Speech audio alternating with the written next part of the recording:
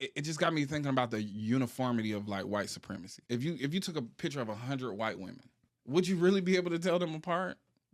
Because they like to all go for this uniform look. They like the that's like white supremacy is like everything needs to look the same. Everybody needs to talk the same. Everybody needs to think the same. We have to hold the same politics.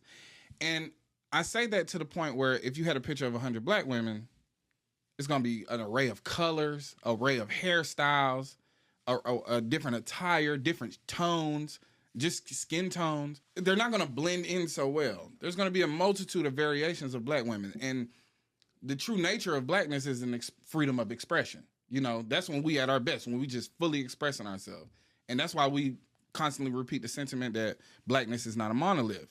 But there's a uniformity to white people, and across class too. Right. Lower income whites, they look the same too.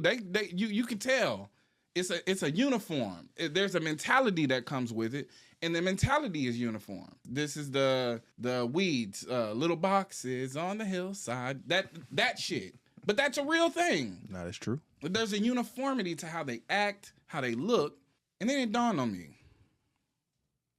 If uniformity is a pillar of white supremacy, and I don't know if it's an official pillar, but I'm coining it as a pillar of white supremacy. If uniformity is a pillar of white supremacy, then you can tell which black people are deeply entrenched in white supremacy by their uniformity. Now, BBL trends. All these girls got the BBLs. They got the same body. They wear the same hair. They wear the same makeup. They all look the same. That's a deep entrenchment in white supremacy because you've altered your body to look like white people's idea of what black people look like. Started by the Kardashian family. These rap niggas. Big designer logo, big ass white teeth, whole lot of fake ass chains, uniformity. Entrenched in it, this peacocking shit. But all they are billboards for big corporations. There's a uniformity to it. And dare I say gangbanging. Cook. That ain't black power. What may have started out as a great effort has morphed into an arm of white supremacy. We're just out there killing each other. Dare I say Greek life. Cook. Uniformity. Everybody looks the same. There's no freedom of expression. There's no freedom of thought. We all have to go through these same things. But in academia, I don't agree that you should have to submit yourself to bodily harm for brotherhood or sisterhood. I just don't see that as, how is that useful? It's not. Right. So it's this breaking you down to build you up. You know where else they do that? In the Army. We're going to talk about the overuse of the word pause because this is actually very relevant, right? Black men saying pause or no homo after anything that might be interpreted as like remotely queer is not a joke. It's a cultural defense mechanism. The overuse of pause is about protecting a very specific fragile version of black masculinity, but it's also about policing ourselves harder than the system does, and about how white supremacy and homophobia and hypermasculinity intersect in these black spaces, right? Pause is about fear, right? Not just humor. On the surface, pause seems harmless, right? It seems like a funny way of making sure nobody misinterprets what you're saying. But let's break that down. What's the actual fear? That someone might think you're queer? That someone might think you sound soft?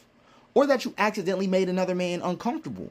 The fact that you felt the need to correct something innocent with pause is a sign that you've been taught to fear being seen as something, anything other than hyperheterosexual, right? That's not really an accident either. That's social conditioning. Where did pause come from? Because this is a good question. Hypermasculinity was forced on black men through survival. During slavery, black men were dehumanized either at violence, right, as violent brutes, or as weak and emasculated. It was really only two options, right? You didn't get to be a regular dude. You was either dangerous or a masculine, right? Jim Crow media also pushed black men as either sexual threats or seen as soft and unintelligent. The civil rights and black power movements promoted strong black male leadership, but that often came at the expense of suppressing softness or queerness. The result is that black men were conditioned to fear anything that makes them seen as weak, including emotions, vulnerability, and yes, even how they speak. So when hip-hop culture blew up in the 90s, pause and no homo became common because the industry was already built on reinforcing tough, hyper-hetero image. It was keeping them safe. But let's also get back to today, right? Modern masculinity in black men is still fragile because it was never built on a black man's terms. Black masculinity was not built on a black man's terms, okay? It was built in response to white control. So this is why men still feel the need to pause after a sentence that has nothing to do with sexuality, because deep down the fear as being seen as something less than a man is still controlling us, right? This is why when you see dudes saying pause after something as basic as, that was deep, pause. I love that dude. He really held me down, pause. Yo, he really came through for me. That's my guy, right? Pause. But why are we scared of innocent, normal, loving language? Right? It's because we've been taught that anything outside of hardness makes them vulnerable. Right? That's really the case. So who really benefits from black men policing their own speech? Well, white supremacy is benefiting, right? For sure. The more fragile black masculinity is, the easier for black men to control, right? If black men see softness, vulnerability, or love as suspect, they avoid deep emotional connections, right? And if black men can't express themselves fully or they stay emotionally stunted, right? This weakens their relationships, friendships, and community bonds.